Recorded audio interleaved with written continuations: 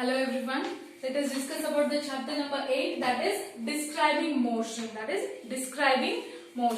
Okay. Now we all know that one famous Kannada poem is there. It is written by N.R. Hiremath. It is about Chandiranetake oduva namma modake hedaridane. It is a famous poem.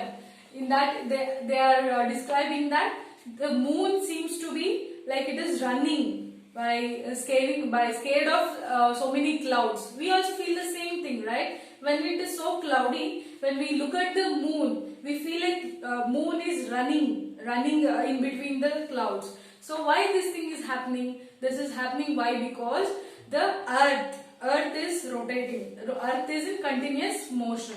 And one more example for when we are sitting in the train. Okay, when we are traveling somewhere and when we are sitting in the train, when the train starts, it moves forward. And what we feel when we look outside, we feel like the people standing in the platform, they are moving backward. We don't feel like we are moving in the forward direction, but we feel that the people who are standing in the platform, they are moving backward.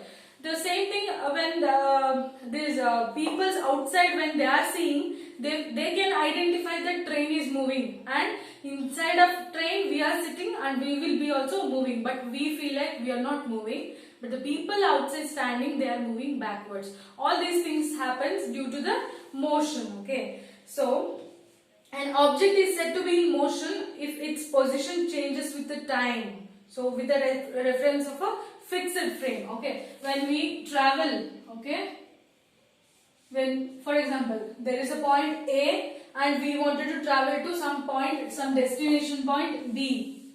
So when can you say that when you have traveled? So when you start moving from one position when you start moving from one position to other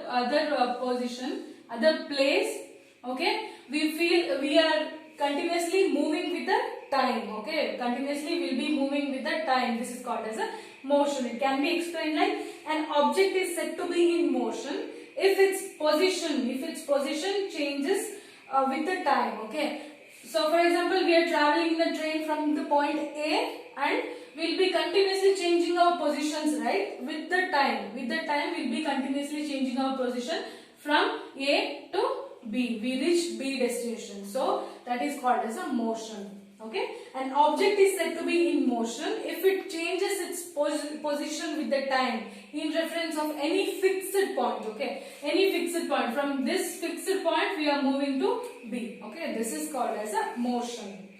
Okay, so now let us discuss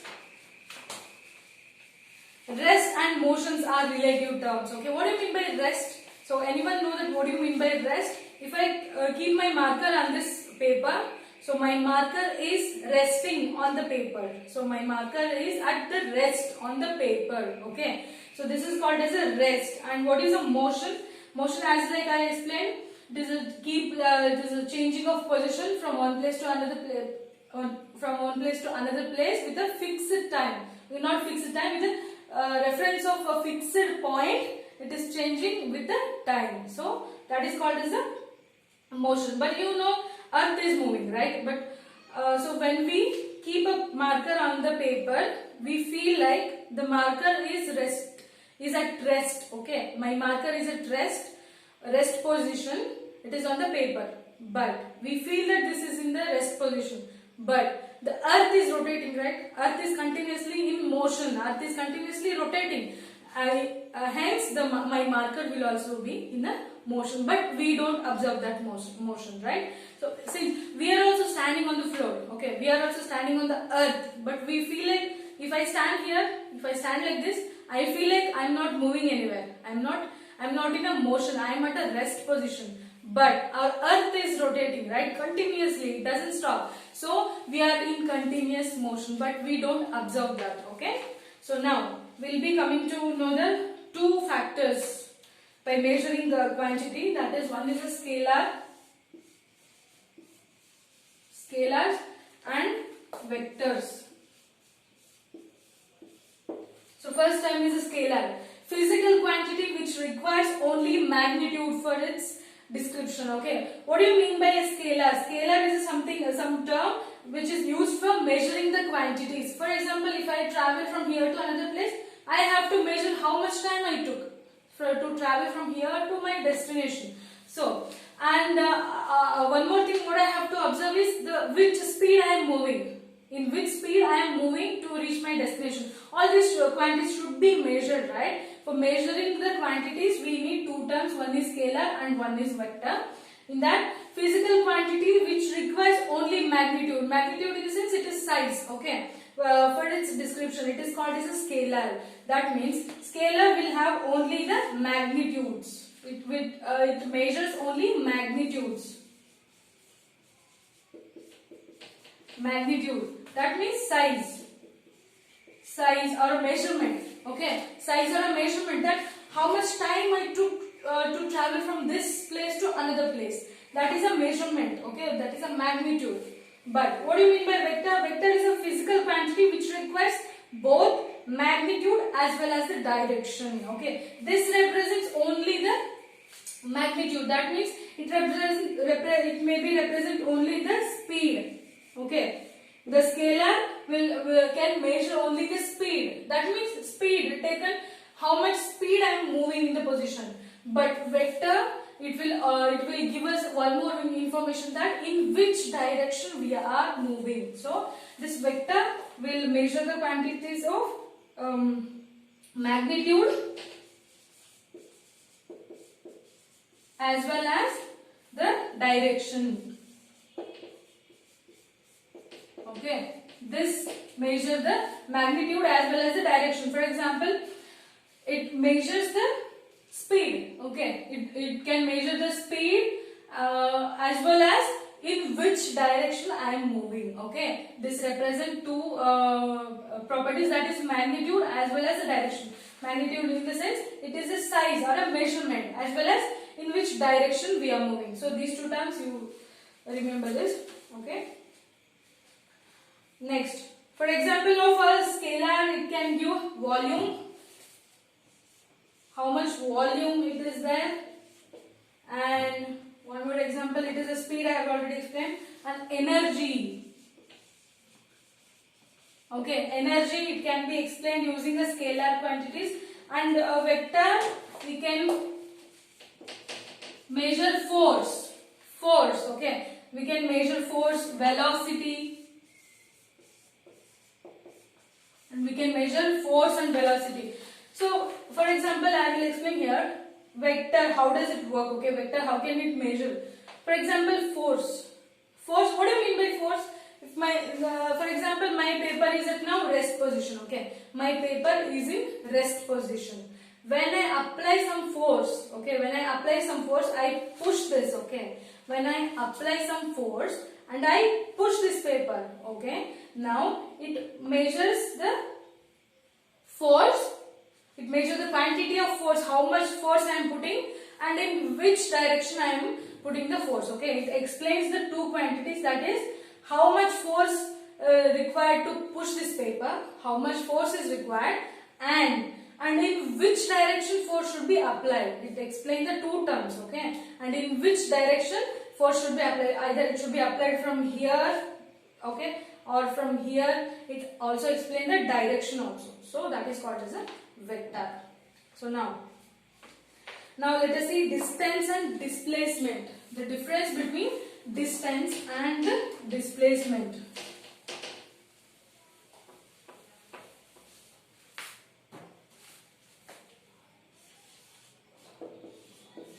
That is the distance and displacement. Okay. So now let us see what you consider. There are two flowers. Okay. So some two flowers are there at two positions, A and B. Okay. So there are two flowers. So okay. Just assume that this is one flower at position A and the second flower is at the position B. So when we look at these flowers, some bee is flying from one flower to another flower in this direction. Okay, bee is continuously flying. Okay,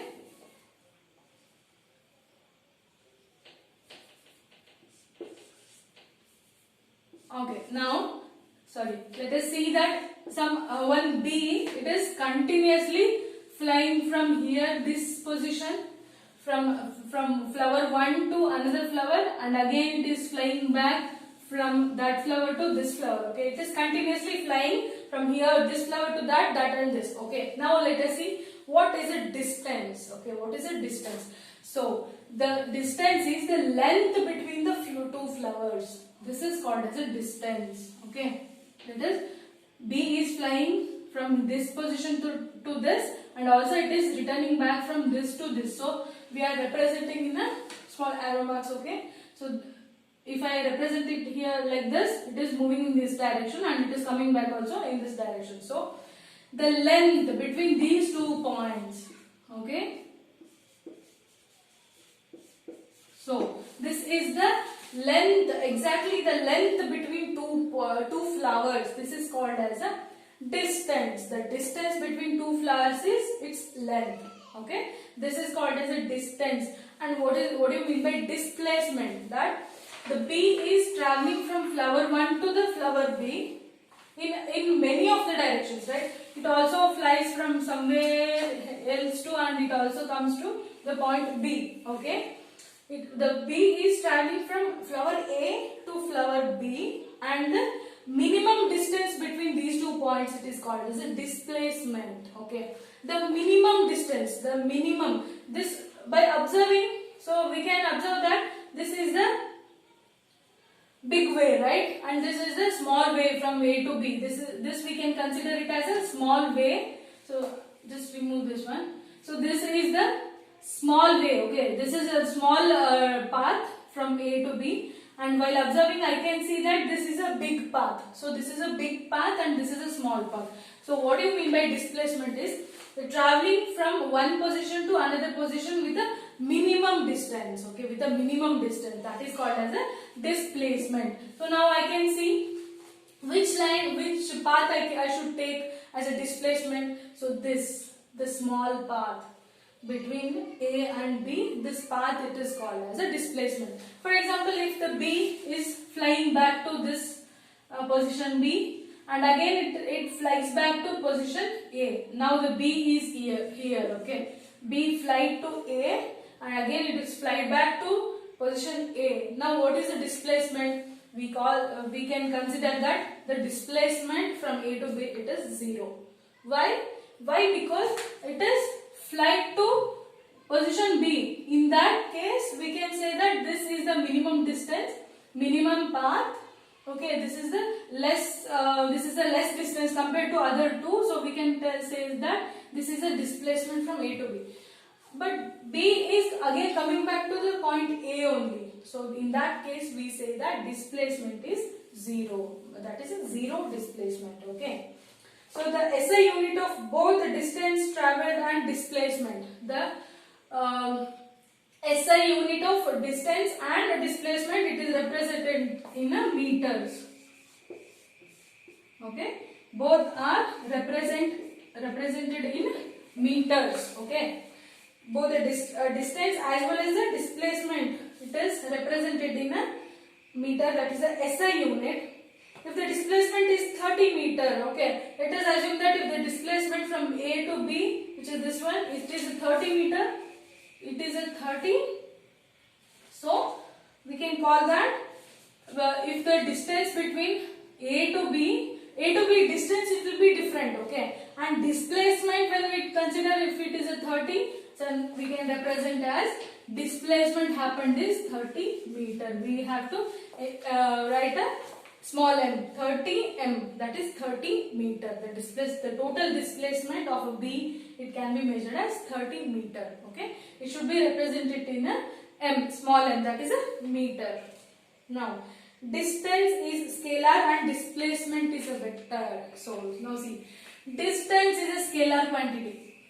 Okay, how it is a scalar quantity? Let me explain. So distance is what? The length of these 2 points. Okay, now distance I can measure it from here also. The same thing will come, same number will come. If I measure from B to A, the measurement will be, both will be same only. I can measure from there also, I can measure from here also.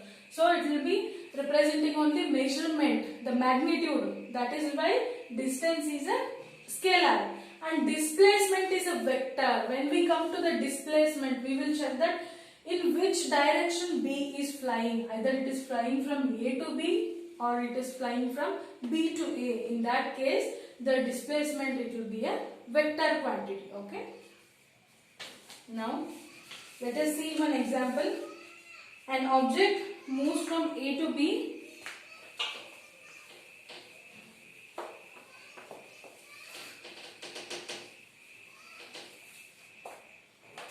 So there is one picture here.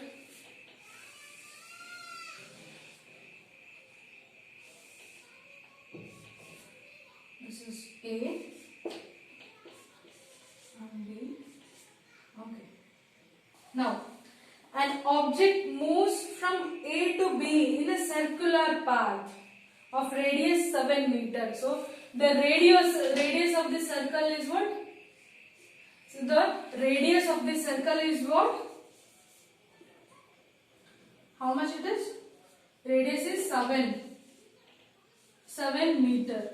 So one object, it is moving in a circular path of the radius 7 meter. Radius means what? That is the distance from center to the outer line. Okay, this is called as a radius and it is represented in a small r. The radius of the circular path, it is given as 7 meter. And what is the distance travelled? What is the displacement? They are asking displacement and the distance. For any circular path, just remember that displacement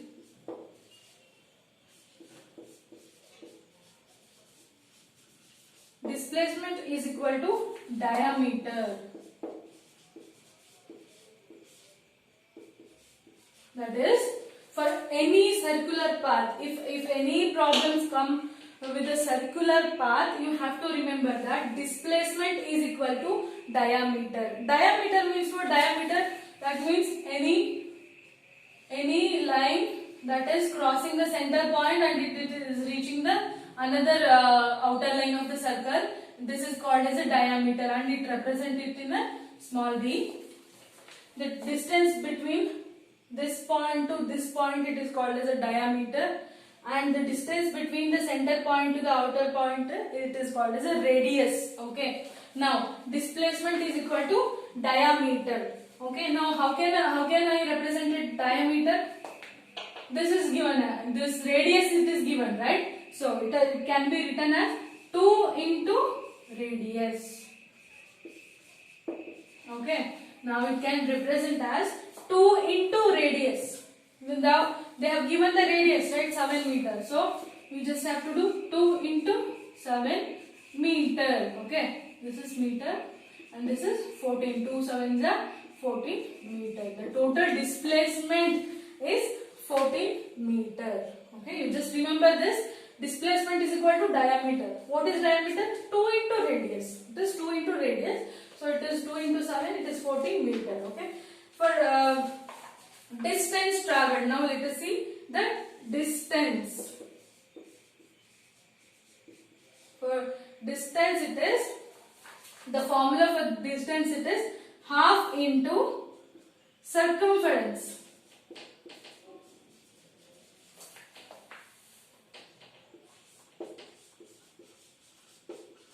So the formula for a distance, to calculate a distance which is in a circular path, it is half into circumference. What is the circumference of a circle? I guess, hope you all know this. This is a 2 pi r. The circumference of the circle. Hope you studied in the last class, last year. The circumference of the circle, it is 2 pi r. It is represented in a 2 pi r and this is half. Okay. What is a pi? Pi value is 22 by 7, right? Pi value is 22 by 7. So when we solve this one, this is half into 2. Okay. This 2 remains the same. pi is what? 22 by 7. It is a, whenever you come across with the pi, you have to calculate by putting 22 by 7 into, what is r? What is the radius? It is given as 7 meter, right? It is 7 meter. So similarly, 2 and 2, just cancel these 2. 7 and 7, cancel this 7. So now what is remaining is 22. So that is 22 meter. Okay. Now see, there is a difference between displacement and distance. Okay. You always remember these formulas. Okay. When displacement comes for a circular path, it is diameter, that is 2 into radius. Okay. When it is a distance, it is half into circumference. What is the circumference of a circle? For any circle, this circumference, it is 2 pi r. It is 2 pi r. Remember this formula. Okay, just by heart this formula. It is 2 pi r. And when we calculate this one, the answer it is 22 meter. Okay, just practice this this problem at home. So next one. So now I will give one homework for you. You just have to calculate the displacement and this one, displacement as well as the distance of one circular path. Okay.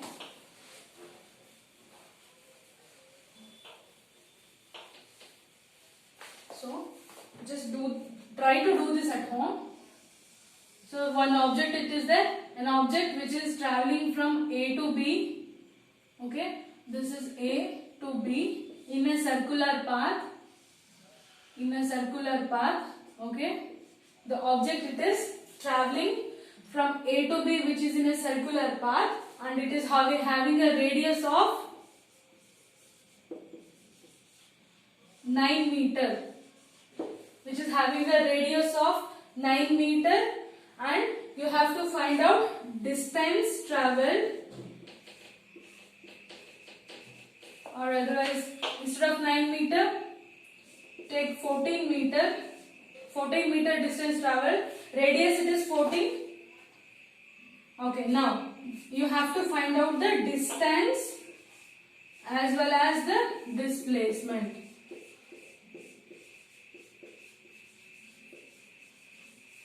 So just calculate when the radius it is given, radius means this is given. Okay, the radius it is 14. So you have to find out the distance as well as the displacement. Right now I'll just explain you.